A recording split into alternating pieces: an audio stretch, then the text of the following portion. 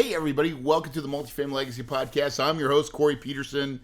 Today is a fun day. I am ready for war. If you're watching on YouTube right now, I've got my Army gear set up. I got my tactical operator. We are going to dive into a really good teaching moment here. And so I got dressed up for the occasion because we're going to talk about today. The main topic is what your management company is not telling you. And it's scary.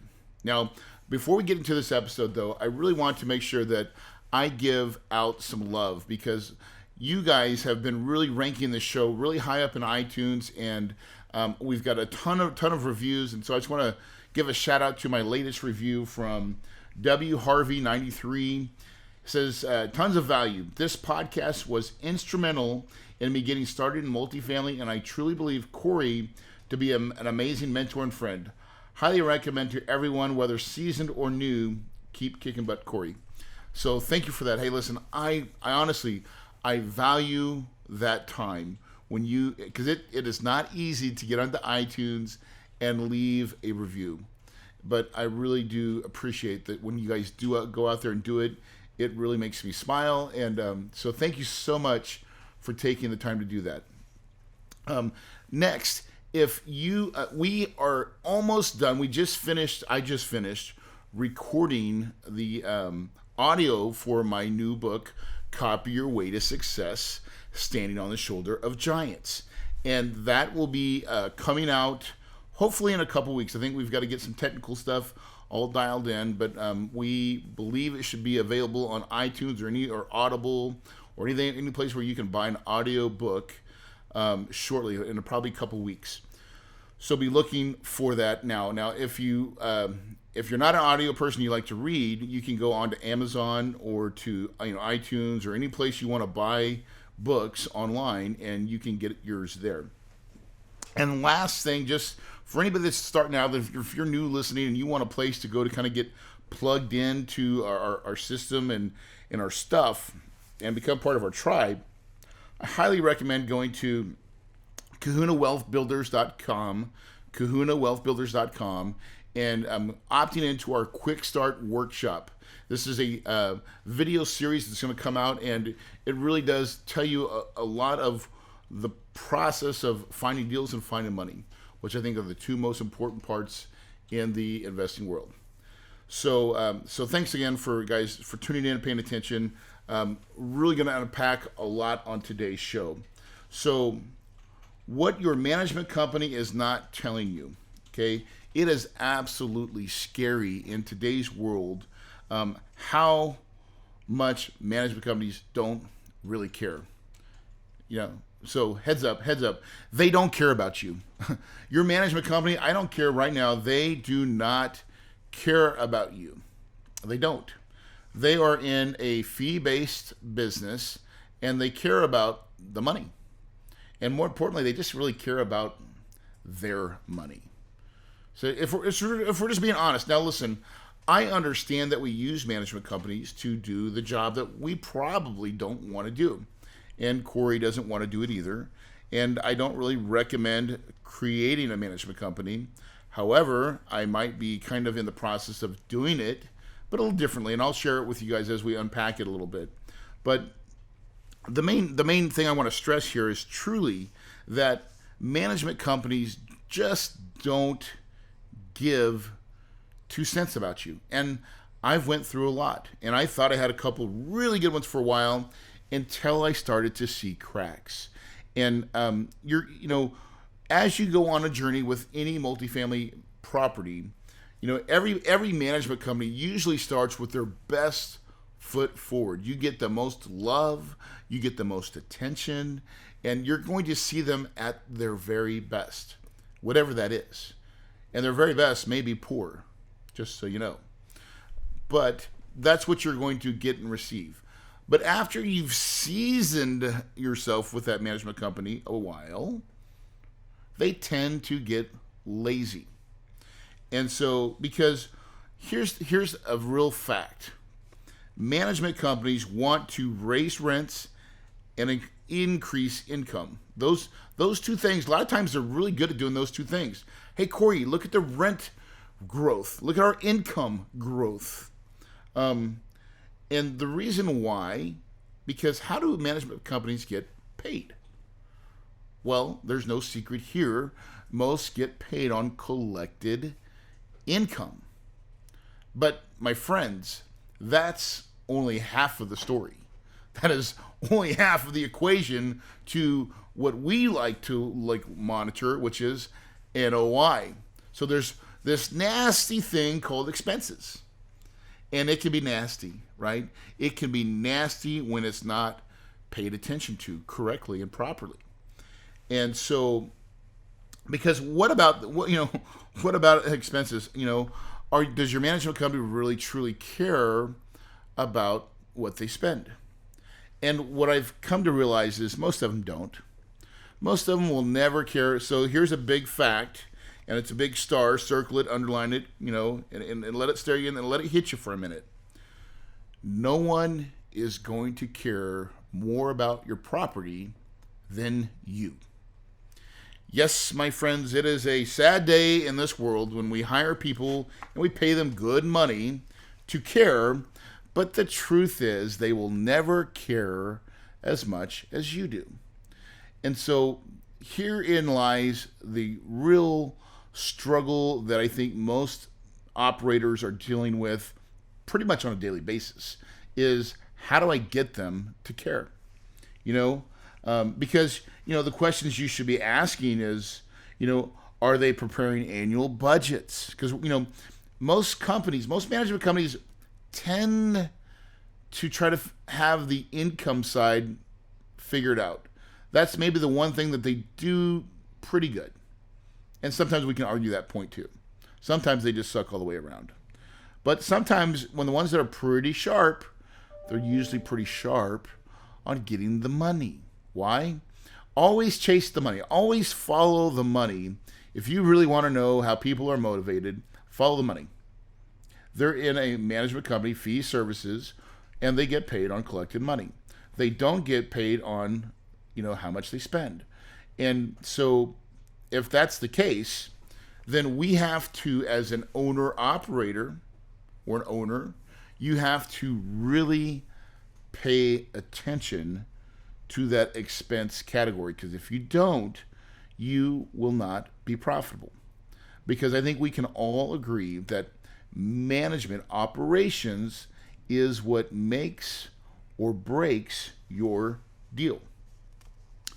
So we know that, so if that's the case, we know that in the operations, and pretty much the expenses are where we can, break things. They tend to get more broken more often than not.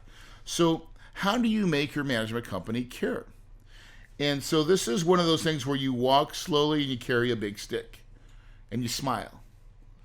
And so what does that mean? That means you got to be happy. You're trying to be nice, but they've got to know that you are in charge. And unfortunately, you have to carry a big stick.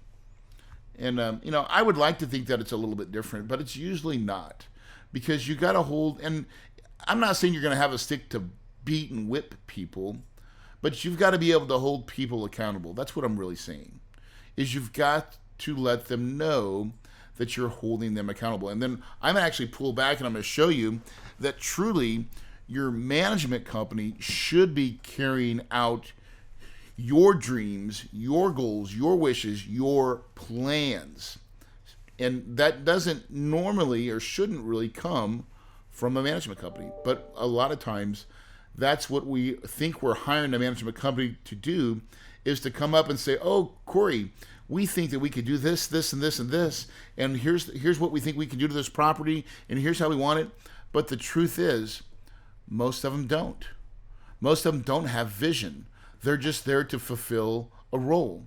And so as a leader of your organization, you are in charge of providing that vision.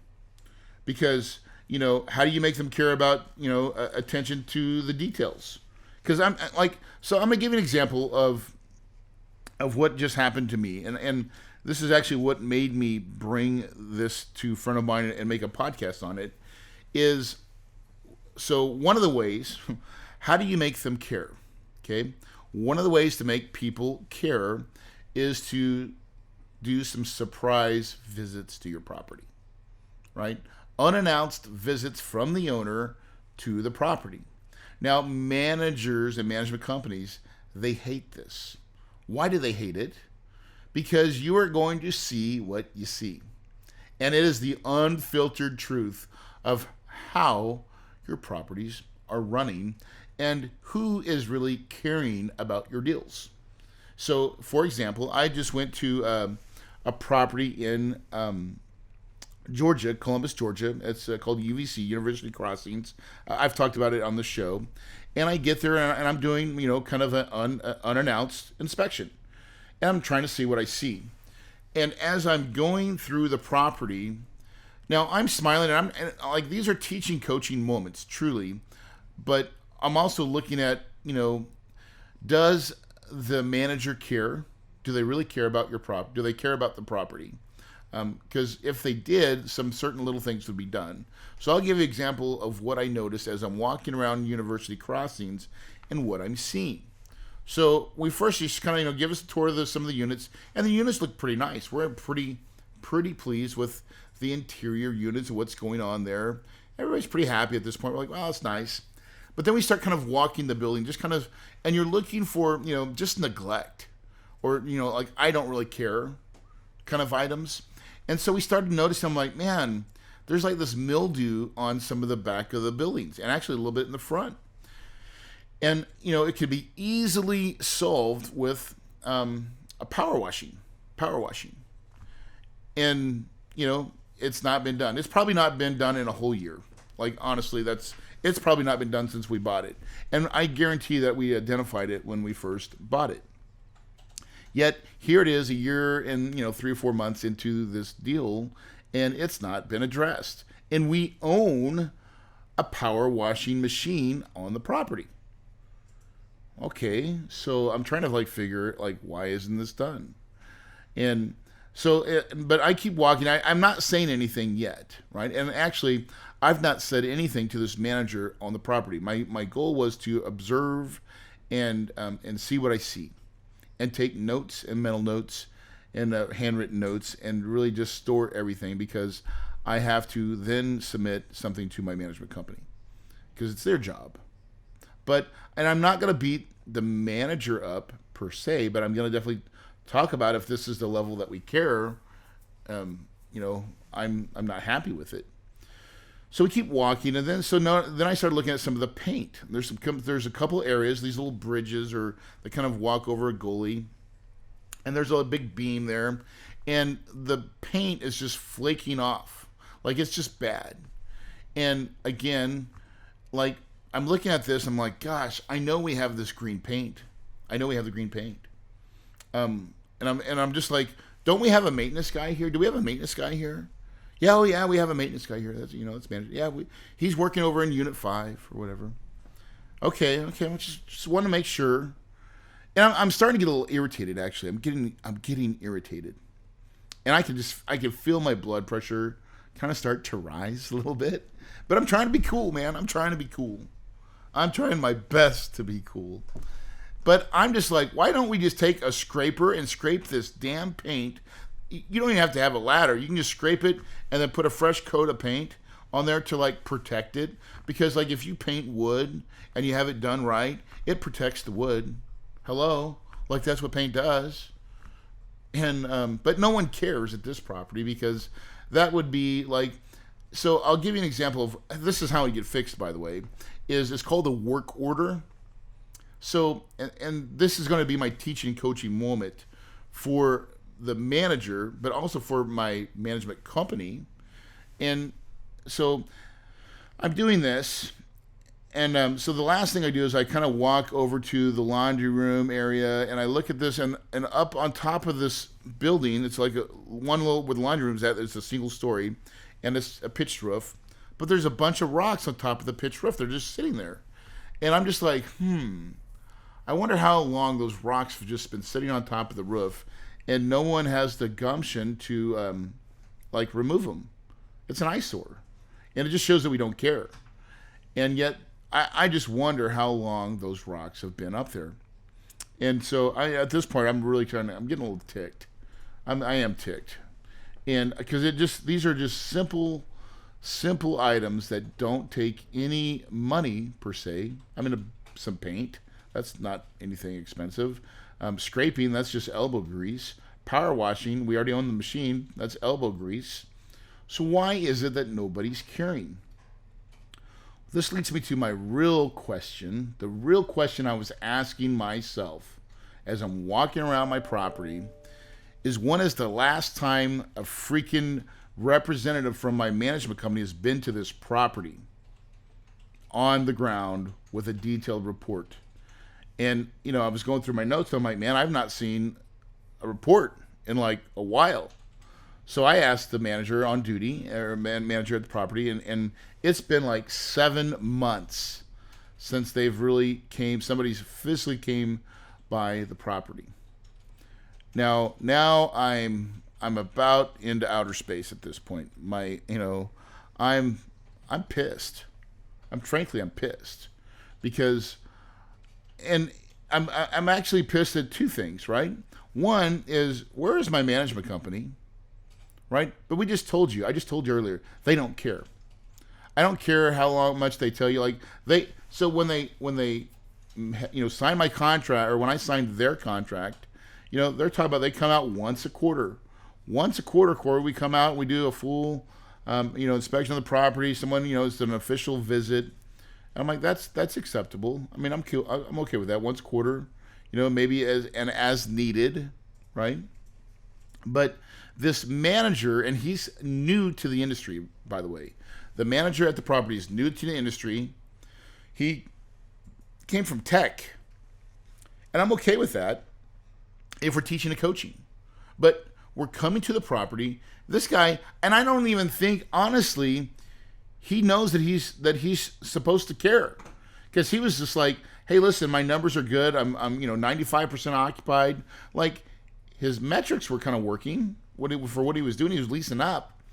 But no one teached and coached him that when you've got to walk out around your property and keep your eyes open, and you got to really see what you see.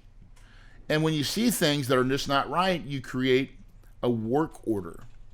A work order is how you get the maintenance guy to do things that you see or need to get done.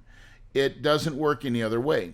That's how, like when we have tenants that have things that are wrong, we create a work order, and that becomes, the maintenance guy now is just working from his work orders and then doing his turns and things that he's got to do. So unless you put something in that line of saying, hey, I need you to scrape this and do it, it will never get done, friends. It will never get done. And so this is why I've got my tactical gear on, because I'm going to war. I'm tired of this crap. I'm tired of managers not caring, and I'm tired of having to deal with this kind of stuff. And it really frustrates the living hell out of me. It really is. So in my quest to solve for X, I'm solving for X, right? That's pretty much what I do. Problems happen, and then you got to solve, and you got to correct, and you got to figure out, is it the management company? Can they be coached and trained up to do it my way, the way I want it done, or do I need to make a decision? Do I need to leave that and find someone that can and will? And so, in our current situation, we've decided that we are making the move to change, right? We believe no longer that our current management company has done really well. They've actually been on the podcast. But, maybe there's like a 3-year itch or some point in time where, like, I'm not getting the love that I used to. I'm not getting the attention that I used to. And I demand it. I don't ask for it. I absolutely demand it. And you should too. Why? Because, listen, we pay them good money. We pay these management companies good money each and every month, and they always take it. So, you expect what you inspect, right? And so, I guess truthfully, The onus, the real problem, is me. And that's the truth. It's not with my management companies, even though it is, but the buck really stops, guess where? Right on my shoulders. It is my fault that it's not painted, that it's not power washed, because I have not been paying attention. And that's hard to say, by the way. But I'm trying to keep it real for you guys so you can understand as you grow your company and you start getting a real business and you start getting lots of properties, you will eventually run into this. Because I remember when I had 1 or 2 properties, I could really detailed manage what's going on, looking at the financials, right? Paying attention to that, the reporting, basically getting in the trenches of what everything is. Where are my costs going? Why is this? Asking questions. When have we done this? And honestly, I feel like a good management company should help provide some of those solutions. They should be proactive with you, but if they're not, then it's still your onus. It's still on you to do it all. And so as I've grown to now, the properties that we have 7 active projects, and they're all, some of them are student housing, some of them require more than others, and then I have a education company, and like 2 or 3 other businesses that I run, a mastermind, all the things that we do in the info space. I have a podcast. And so my time gets diverted, and now I've truly learned that I need to become a CEO of my company. And so enter in an asset manager. So that's really the solution that we are bringing to the table, and it's really a 2-part solution. We no longer have the confidence in our management company, so we are in effectively a mode of changing that process. And but we started with the asset management piece first. So because I needed someone to look at my properties like I used to, in a very detailed and tactical manner. Tactical, or tactical, if you want to say it that way. Okay? And so it took me a while to find that person, but it's funny how in life, sometimes when you put it out there in the universe, people show up. And so Kim Brueggemann with Lighthouse Asset Management came into my world. And that's someone that I've known I've known her for 15 years. And I'm going to actually have her on the show maybe next week, maybe in a couple weeks, but I got to get her queued up, and I'd like to make this back-to-back, but I don't think it will, but it's coming in the future. We're going to talk about asset management in detail. That's another episode you're not going to want to miss. I'm going to lay out some of the framework that we'll talk about in today's show. So that was my first step, is realizing, hey, I'm starting to operate and getting bigger, and I got too many things that are pulling my time, and my eyes are not on the ball like it should be. So truly, I just said, hey, I need an asset manager. Now, I can either hire someone on my team and create an employee, or you can hire someone that just does asset management. And I didn't really want an employee at this juncture, not where I'm at right now. So I just said, hey, Kim, how much can we do this for, and does it make sense? So we come up with an arrangement to asset manage all my properties, and it works really, really well. And so, but what Kim does, and what Kim is doing, because we're still in the transition, and you're going to hear this on as we transition, we will have more podcasts explaining this process, and probably our good, bad, and our ugly, right? So I'll be very transparent to that process, and so you can learn from either my mistakes or my successes. You're going to get the first, a real seat view of what's going on in the Kahuna world. But one of the things Kim first came in and says, Corey, I need to understand your plans and what you're doing. And really it was, and she goes, Corey, so it's kind of like this. And she kind of put it in like 4 basic sections. And, first, Corey, I'm going to come to these properties. I'm going to look for risk and liability. These are the things that you can potentially lose money on. In other words, a piece of concrete that's really sticking up. As I go to each property, I'm going to start looking for those risk and liabilities. Things that someone could fall and sue you and you could be out of business. That kind of stuff. And believe it or not, because what happens is a lot of people come into this business with, let's go improve the product. Let's go fix things. And they forget to look at any things that could cost them money by having some kind of mishap on the property. And those things happen. And if you're found at risk because you didn't fix something or didn't have something marked or, OSHA or whatever it is, and someone, something bad happens, you could be at a lot of risk. And so it really makes sense. That's the first thing that is addressed. And so Kim's like, that's what we'll do, and so we're going through this process on each and every property that I own. And it's been really fun. It's been really neat. And it's been real eye-opening. It's been real eye-opening because this is the detail that Corey, some of these things I've not paid attention to in a while, and it was really refreshing to see someone with that attitude. And so it's really been a fun process. So then she talks about, prevention, right? Having a prevention policy. In other words, things that save you money. And so that is kind of like that prevention falls into that category of scraping and painting, right? Like that's a preventative maintenance kind of deal. And so where can we do those things that we're just going to save your asset from deteriorating any farther? Well, man, that's exactly where, power washing and scraping and adding some new paint, that's right exactly where that stands. Because those are a lot of times they're low cost items that just have to be done. And if they're not doing it, who's doing it? Someone's got to do it. And that's where that work order comes in. You get in the work order to get it done. So then it's really saying, okay, what things need to be fixed so we can make sure we save the asset and keep it in its state that it is, a good state. So I'm like, okay, that's good. She goes, and then the next thing is, your product improvement plan. And these are all plans, by the way.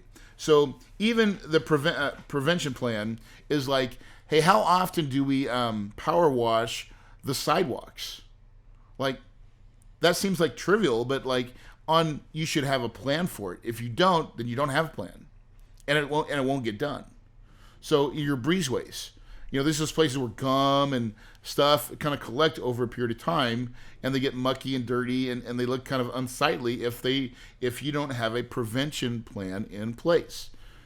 And so, then there's got to be, a bunch of little things, little procedures in there saying, hey, here is our power washing of the breezeways plan. And so then it gives the maintenance guy, and it would be not just here's what we do. It's every month, this section, this section, this section, this section. So then he has very much a written policy and procedure saying, I know what section I'm supposed to power wash this month. And so the whole deal is every year that everything gets power washed. And that's not excessive, and that's probably about the right amount of time to do it, but it needs to be done once a year. And in most properties, it's never been done. When's the last time that it's really been done? So again, this is just one of those things where yep, that makes sense. Check that off the box, right? So having a prevention plan is super critical to operating the property. And then, not only that, but then having product improvement, right? A product improvement plan. And this is, again, a plan saying, hey, listen, we are planning on making this our standard unit turn. Or it could be just your whole capital improvement plan. So product improvement is CapEx, right? And so what we're saying here is, do you know exactly what you're going to do on a property? As detailed as we're going to replace the shutters, knowing that you need 248 shutters to do the work, and knowing that the shutters cost on average blank dollars. That's how detailed you should be in your plan. And then you should also know that, hey, we are planning on doing this project when. And so that's kind of, and this is how detailed asset management can get. And when you're, especially when you're buying a property, now it's a little bit more difficult when you're taking over an asset, but when you're getting ready to buy a new property, which is what we're doing now, we are putting all these plans in place so we will have a really good idea of how we're going to roll out our CapEx, what budget, what starts first, second, third, fourth, fifth. And so we can do some of these things we'll do at the same time. But we're going to start moving our project because we're doing pretty much a pretty big value add on this new deal that we're doing, about $850,000 of CapEx. So we're super excited to transition and truly do a really nice value add play. So that's going to be fun. And then the last one is your resident retention plan. What are you doing to keep money, right? So product improvements are things that make you money. Resident retention is things that help you keep your money by keeping that tenant to stay another year, to renew, and renew with a little bit of rent increase. Now, what's the plan for that? So in that, it can't just be, well, we're just going to follow up when the rent's due or close 90 days out and call that a plan. That's not a plan. That's just a procedure. A plan would be like, hey, we're going to have an event every month and then a big event in the summer where we're going to throw a big party and we're going to make community and we're going to get everybody involved. We're going to get we're going to get everybody to encourage to know your neighbor and know who's in the building together, so we create community. That's a plan.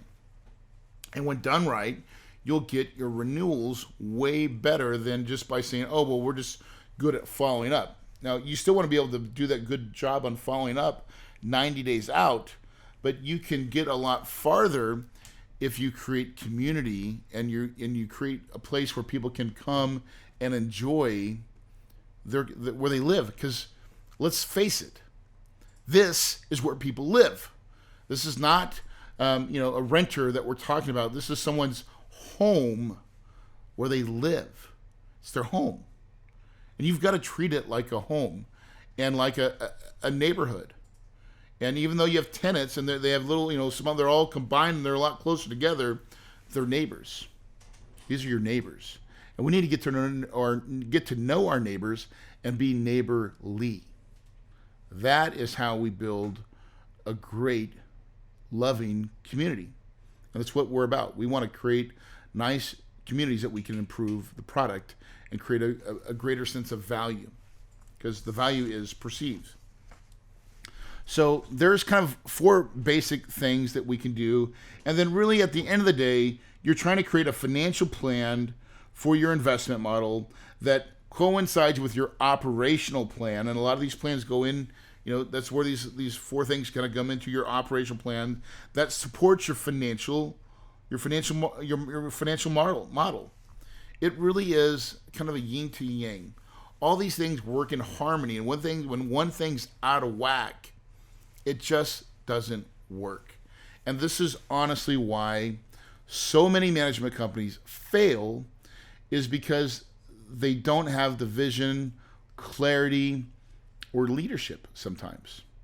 And so what we found is that, our management company should be giving us the tools, not so much the tools, but the staff and the people needed to do it.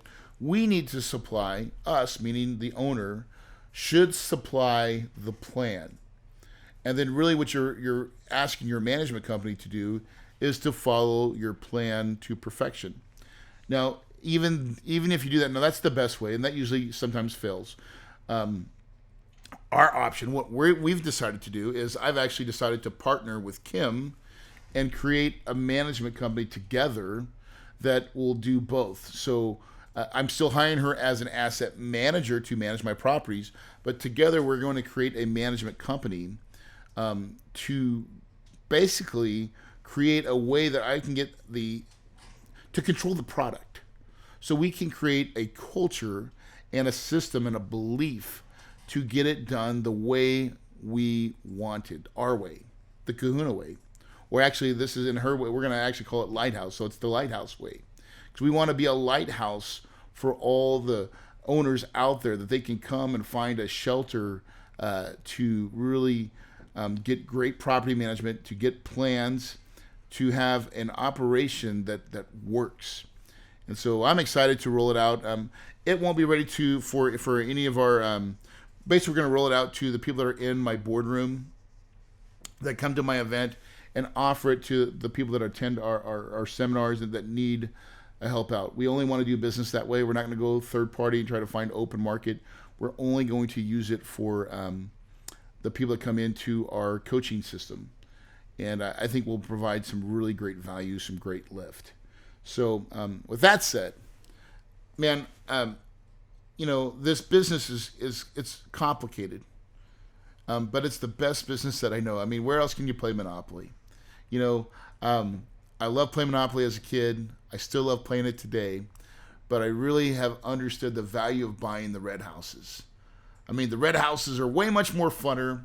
They make you so much more money, and this business, when done right, because listen, no matter what we do, we're going to have adversity and things that go wrong, but it doesn't mean that you have to get mad and upset. Sometimes that's the tendency. I tend to blow up, and then I got to think about it, and then I get my happy spot again. And sometimes you got to dress up, and you got to go to war, right? But it's the journey, guys. It is the journey of being an entrepreneur, of being in the real estate game. And I know of no other game that pays the dividends, that creates the paychecks, that creates the legacy wealth as what the multifamily world does. And it's a beautiful, beautiful thing. If you've not done so, honestly, go to my Quick Start workshop and download it. Get going, get in. We have, get my book, Copy Your Way to Success. It is a phenomenal book. I'm telling you, I've wrote every word. I'm passionate about that book. That book means something.